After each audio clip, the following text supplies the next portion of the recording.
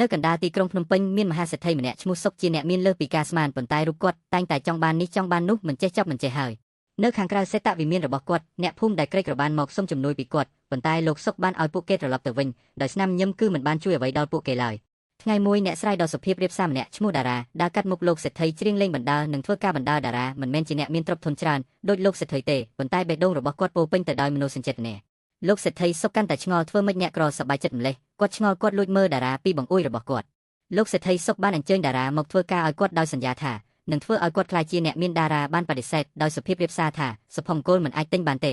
លោកសេដ្ឋីសុកខឹងយ៉ាងខ្លាំងបានបញ្ជាឲ្យគេបើកទឹកជន់លិចវាលស្រែរបស់តារាអស់យប់នោះមេឃមានភ្លៀងខ្លាំងទៀតផងតារាបានស្រក់ទឹកភ្នែកប៉ុន្តែអ្នកភូមិមកជុំគ្នាធ្វើការក្បែរគ្នាដើម្បីសង្គ្រោះស្រែចម្ការរបស់តារាចំណងមិត្តភាពរបស់ពួកគេខ្លាំងជាងមាសប្រាក់រាប់លានដងទៅទៀតទន្ទឹមនឹងនោះលោកសេដ្ឋីសុកអង្គុយតែម្នាក់ឯងក្នុងសេតវិមានរបស់គាត់ដែលហុំព័ទ្ធដោយកំណប់ទ្រព្យប៉ុន្តែមានអារម្មណ៍ថាទល់តែស្អាតជាងពេលណាទាំងអស់ព្រឹកមួយលោកសេដ្ឋីសុកបានទៅជាមួយអ្នកភូមិដោយស្ងាត់ស្ងៀមដែលញាប់ញើគាត់បានជួយស្ទូងស្រូវជាមួយអ្នកភូមិយ៉ាងសប្បាយរីករាយចាប់ពីថ្ងៃនោះមកលោកសេដ្ឋីសុកបានរកឃើញភាពរីករាយក្នុងគ្រាដ៏សាមញ្ញហើយទីបំផុតបានយល់ថាទ្រព្យសម្បត្តិរកបានតាមក្រោយរីឯមិត្តភាពគឺសំខាន់ខ្លាំងណាស់សូមអរគុណសម្រាប់ការតាមដានវីដេអូនេះ